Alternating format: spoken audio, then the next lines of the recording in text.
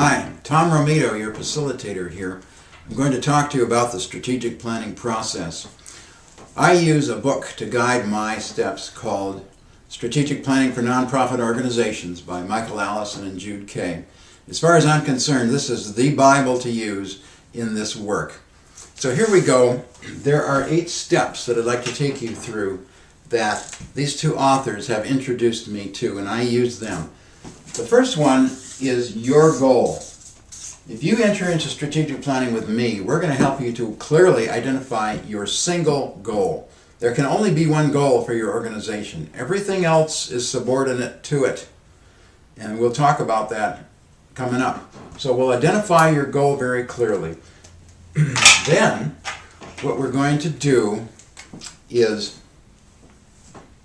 help you identify barriers that prevent you or impede you from achieving this goal. They may be different forces in the environment or in your organization, in the community, that are keeping you from achieving that goal. Once we've identified them, we're going to look at ways that you have been trying to break them down in the past. We call these things previous strategies.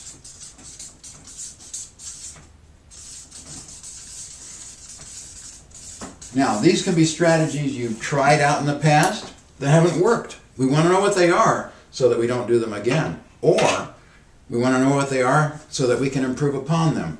We also want to look at things that you're currently doing to break down these strategies and that are working. Next, we're going to look at what's known as an information gathering process.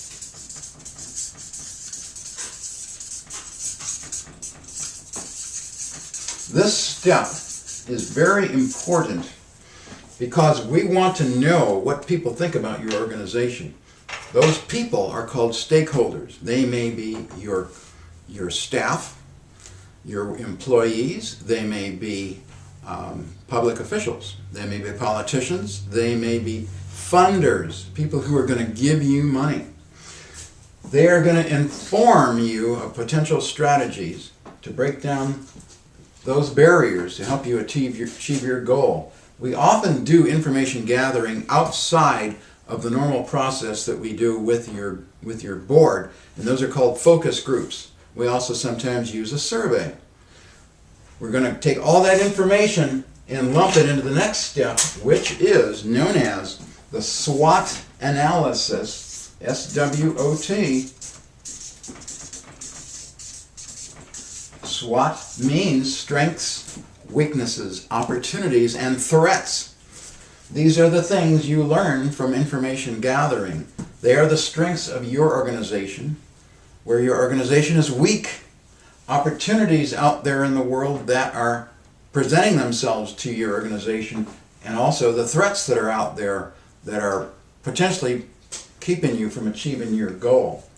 So we're going to dump all of this information into an analysis that I will work with you when we get into strategic planning. And out of that is going to fall core strategies.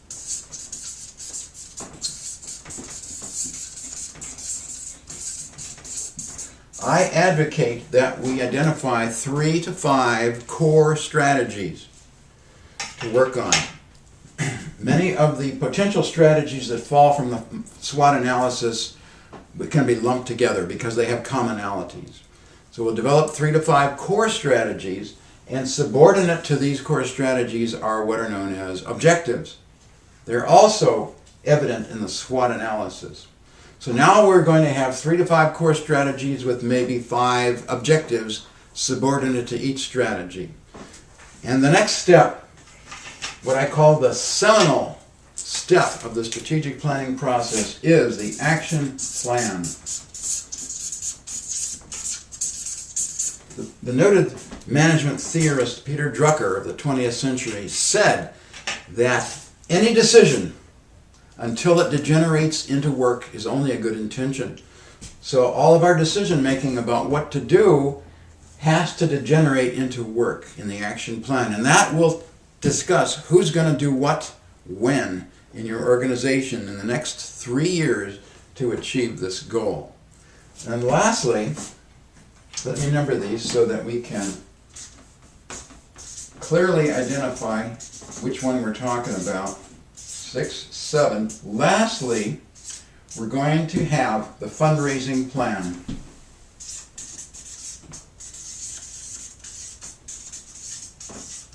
The fundraising plan is important. It's important that we get your financial information on the table. It cannot be a secret to the whole organization and to the world. People, particularly your stakeholders like your funders, public officials, want to know your worth. They want to know what money you're getting, where you're getting it from, what you're doing with it. And that can be done in a strategic planning process all by itself, which I will guide you through if we get into that. So there you have it, your 8-step strategic planning process, and I look forward to talking to you more about this in time.